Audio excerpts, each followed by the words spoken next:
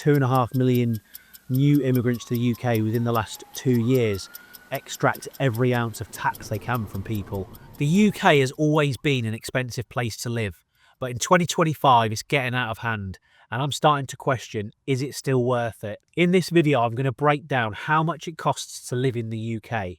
So I'm going to break down every single expense you'll need to live in the UK. I'm going to give you a budget option, and then I'm also going to give you more of a mid-range option. And so when we look at rental prices, I'm going to give things from my perspective. So a single person, and I would be looking for a one-bedroom apartment, and I'm going to pick somewhere like Manchester, which is a northern city, so cheaper than London, and you'd be looking at about £1,000 per month.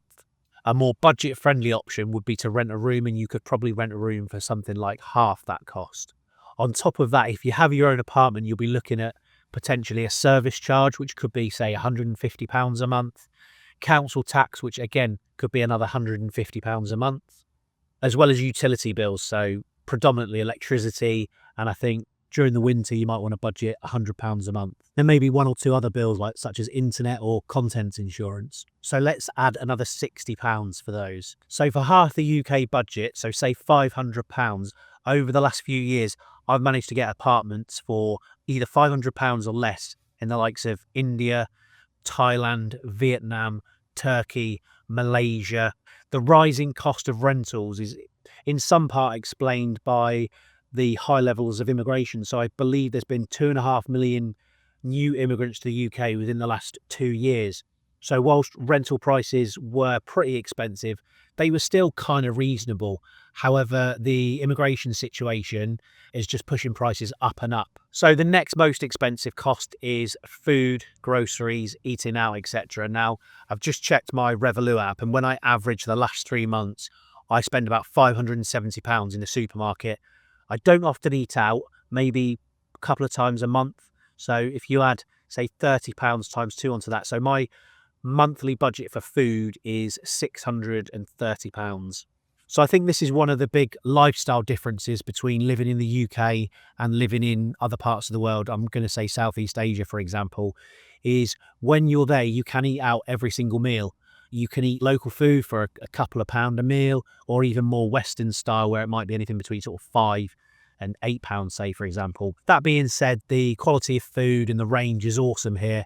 And it is, I have to admit, it is one thing that I do miss when I'm out of the country, is the supermarkets. So potentially the next significant cost you're going to have when you're in the UK is transportation. Now, this is a real bugbear of mine, because compared to the rest of the world, we're a bit of a joke, really, in terms of how expensive it is and the reliability and the quality. The likes of Singapore and Kuala Lumpur, where you can get around on the metro for just next to peanuts. Whereas in the UK, a 2-hour train journey can cost you upwards of £220. When I first got back to the UK, I was using the trains all the time, and I was probably spending £120 a week on the train. And on occasions, I'll have to use Uber here, which off the top of my head is probably 5 times more expensive than it would be in Malaysia, say Kuala Lumpur. So the cost of transport is a bit of a joke, to be honest. After getting fed up of the trains, I did buy a vehicle, so my transportation costs have come down by quite a bit. So my costs for fuel per month are about £120 a month. There's obviously plenty of a cost associated with running the vehicle, and I'll include that in the spreadsheet, which I'll show you at the end. Okay, guys, I'm just going to jump into the video now just to run through the Excel spreadsheets for a median or average monthly outgoings and income, and then I'm going to give you a budget version if things are a bit tighter. So looking at this first one, the salary is taken from the average UK salary after tax and deductions, and so that comes out at 2,406. So looking at the monthly outgoings for these, the expenses, as I mentioned before, is £1,000 for a one-bedroom apartment, and I've used my food budget here of £630 a month. Electricity is probably going to be between £100 and £200 a month. I've used £150 here. If you feel the cold, it's more likely going to be nearer the 200 mark. Council tax, £150 a month. Service charges if you own the apartment, so I'm going to exclude that for the purposes of this. I've allowed £40 for internet, £20 for contents insurance, £40 for water, a phone allowance of £40 a month, Amazon Prime, £10 a month, Spotify, £12 a month. YouTube Premium, £12 a month. I've got Audible at £8 a month, and a higher end gym is £104 a month. I use a van, so I've used the associated costs with that. So the main one being the actual van itself of £399. I've allowed £30 for van maintenance, £80 for insurance, £35 for road tax, and I've allowed £35 for parking. And then I also spend £140 a month on fuel. So the total expenditure for that is £2,935, which is a deficit of £529. And bear in mind, there's nothing in there for leisure activities like going to the cinema or maybe a concert, things like that. So as you can see, this is where things start to unravel a little bit. So if I go over to the budget tracker, so over on the budget tracker, the monthly salary is a 37-hour week, minimum UK wage, again, minus any deductions. And so that is £1,471. So on this version, the rent is £600, and that's renting a room in a house share in, say, central Manchester as an example. I've reduced the food by £230 to £400 a month. The electricity I've reduced by £50 to £100 a month. A lot of these bills now come out because you're renting a room, so council tax, service charge, internet, contents insurance is probably a non-essential. Water, all those come out. I've reduced the phone by half to £20 a month. Amazon Prime stays in, but I've taken out things like Spotify, YouTube Premium and Audible. The gym has been reduced from £104 to £30. There's plenty of options for budget gyms. And I've allowed £150 for public transport, whether that be a train or bus. Now, so this total expenditure is then £1,310.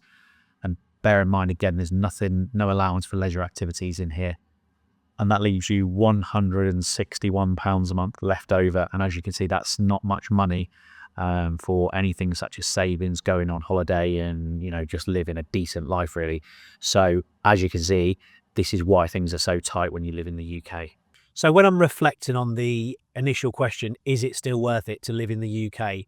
I think one factor is work-life balance. And this is where we don't do very well, in my opinion. So I have lived in Australia for a period of time, and I suspect they have a similar work culture to us. The difference is when they finish work, they can go down to the beach. And I do remember admiring that city life where, so in Sydney, for example, people would finish work, go down to the beach, have a barbie, go surfing. What we do have in the UK is a lot of convenience, the likes of Amazon Prime. I've lived in all sorts of different countries, and it's not quite as convenient as it is here in terms of all the products you can choose from, the fact that you can get same day or next day delivery and it's free as part of your Prime membership.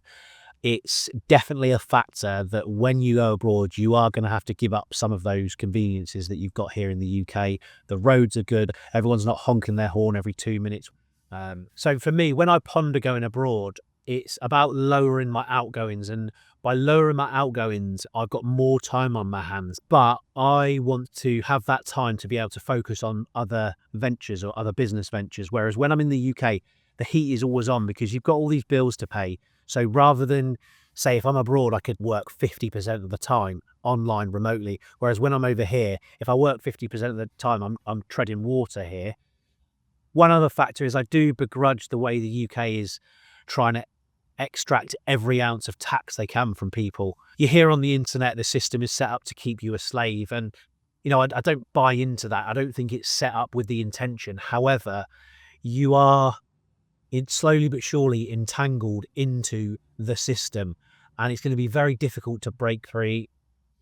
I started breaking free in sort of 2020, 2021, where I switched up how I worked, managed to move remotely, started reducing all my outgoings, and slowly but surely over a period of time, I've sort of felt more and more free to the point I can kind of call my own shots. And in a future video, I will explain that journey and how the steps that, if you're watching that and you want to move abroad, the steps that you'll need to take to give yourself that opportunity to change your life and move abroad. So if you're still here, thanks for watching. I'm interested in your thoughts.